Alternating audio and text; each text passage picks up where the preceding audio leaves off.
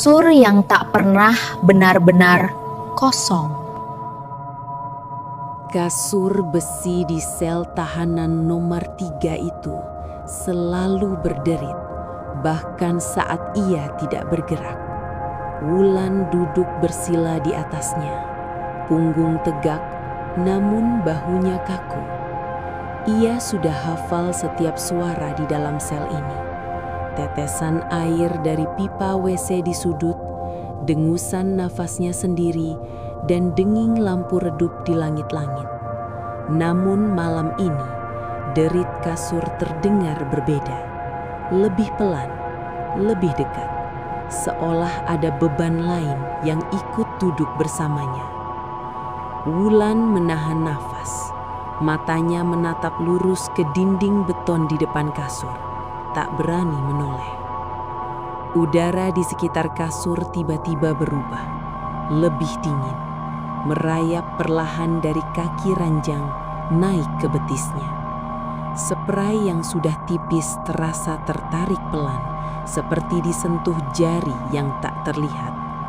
Wulan meremas kain baju tahanannya, menahan gemetar yang semakin sulit dikendalikan. Saat ia akhirnya menoleh, kasur itu kosong, namun cekungan di sampingnya masih ada. Dalam, jelas, seperti bekas tubuh yang baru saja bangkit dari sana. Wulan berdiri dengan tergesa, mundur hingga punggungnya menempel pada dinding dekat WC. Bau lembab bercampur karat menyambutnya. Dari sudut matanya, ia melihat bayangan memanjang di bawah kasur, bukan bayangan tubuhnya. Bayangan itu bergerak lambat, merayap naik ke dinding, membentuk siluet seseorang yang duduk diam. Lampu di sel nomor 3 berkedip, dan kasur besi itu kembali berderit.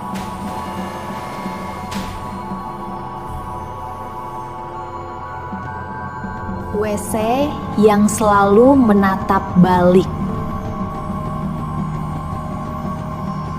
WC di dalam sel tahanan nomor 3 tak pernah bisa Wulan abaikan. Lubangnya hitam, dalam, dan selalu tampak basah meski air tidak mengalir. Setiap kali ia duduk di kasur, ada perasaan yang tak bisa dijelaskan bahwa sesuatu dari sana sedang memperhatikannya. Malam itu, suara air menetes berhenti tiba-tiba. Keheningan yang menyusul terasa terlalu padat, menekan dada Wulan hingga napasnya terasa pendek. Ia bangkit dari kasur, melangkah perlahan ke arah WC, meski setiap nalurinya berteriak agar ia menjauh. Saat Wulan menunduk, ia melihat pantulan wajahnya di genangan air. Wajah kotor, mata lelah, bibir pecah-pecah. Pantulan itu tersenyum, padahal bibir Wulan sendiri tidak bergerak. Ia terhuyung mundur, hampir jatuh ke kasur. Dari arah WC terdengar suara napas berat, terengah-engah, seperti seseorang yang baru saja dipaksa keluar dari ruang sempit. Lalu sebuah tangan muncul, bukan keluar, melainkan menekan dari dalam, seakan dinding WC itu lentur seperti kulit manusia. Kasur di belakang Wulan bergetar, seolah ada sesuatu yang sedang merangkak di bawahnya. Wulan terduduk, menutup telinga, namun suara itu tidak berasal dari luar. Bisikan muncul tepat di samping kepalanya, dingin dan basah. "Tempatmu di sini." Lampu kembali stabil. WC itu terlihat normal. Namun di spray kasur Wulan terdapat bekas tangan basah yang mengarah tepat ke tempat ia duduk. Antara kasur dan WC, tak ada tempat aman. Wulan mencoba bertahan di kasur. Ketika kasur terasa salah, ia berpindah ke dekat WC.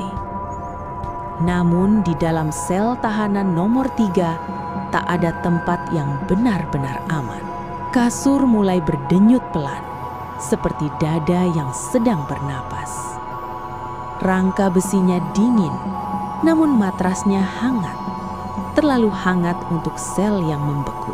Dari bawah ranjang, suara gesekan terdengar, seakan kuku panjang menggaruk lantai beton.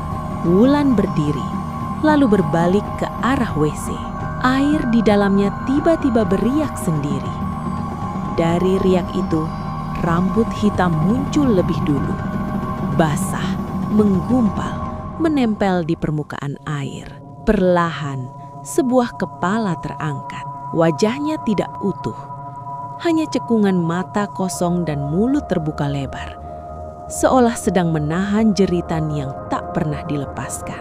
Wulan mencoba berteriak, namun suaranya mati di tenggorokan. Kasur di belakangnya kini kosong. Namun bayangan tubuh Wulan masih tercetak jelas di atas spray. Seolah ada sesuatu yang menahannya di sana. Dinding sel nomor 3 terasa menyempit. Jarak antara kasur dan WC semakin pendek. Memaksanya berdiri tepat di tengah, tanpa ruang untuk mundur. Disitulah bisikan itu datang dari dua arah sekaligus.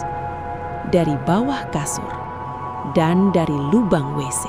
Pilih. Lampu padam. Dan untuk pertama kalinya, sel tahanan nomor 3 benar-benar sunyi. Seperti setelah seseorang akhirnya tidak lagi sendirian.